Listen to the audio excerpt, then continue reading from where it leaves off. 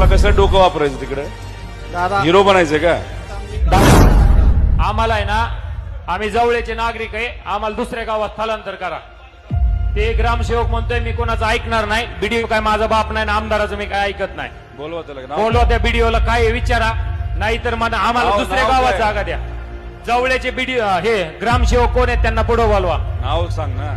तिडके म्हणून काय, अहो ते नाव सांगत नाही, मोबाईल स्विच ऑफ आहे त्यांचा. त्यांना मी म्हणलो 15 वर्ष झालं, एका गरीब शेतकऱ्याची टपरी होती अतिक्रमणात, 15 वर्षापासून त्रास नाही, कुठल्या बीडीओने नाही.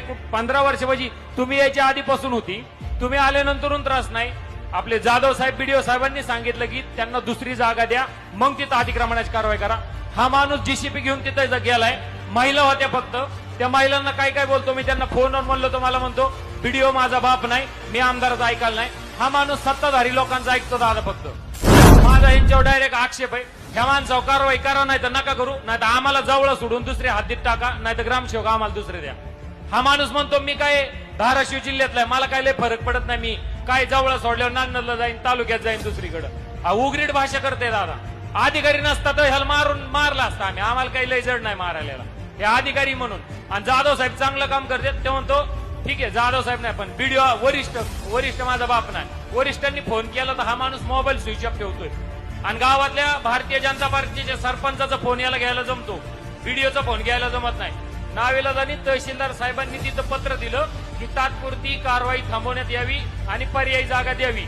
बीडीओ साहेबांनी बी तसे आदेश दिले, तरी हा माणूस ऐकत नाही. आता ही नेमकं ह्या माणसाला काय मुख्यमंत्र्याचा फोन लावून द्यायचा का नरेंद्र मोदीचा लावून द्यायचा, विचारानं आम्हाला सांगा बाबा. नरेंद्र मोदीचा लावून द्यायचा, विचारानं आम्हाला सांगा बाबा. तुम्हाला तहसीलदाराने जर तिथं बीडीओली पत्र दिलं असेल तर तुम्हाला कसं डोकं वापरायचं तिकडे दादा हिरो बनायचं का? तुम्हाला कसं डोकं वापरायचं तिकडे दादा हिरो बनायचं का? आता मी जाऊन 6 महिने झाले.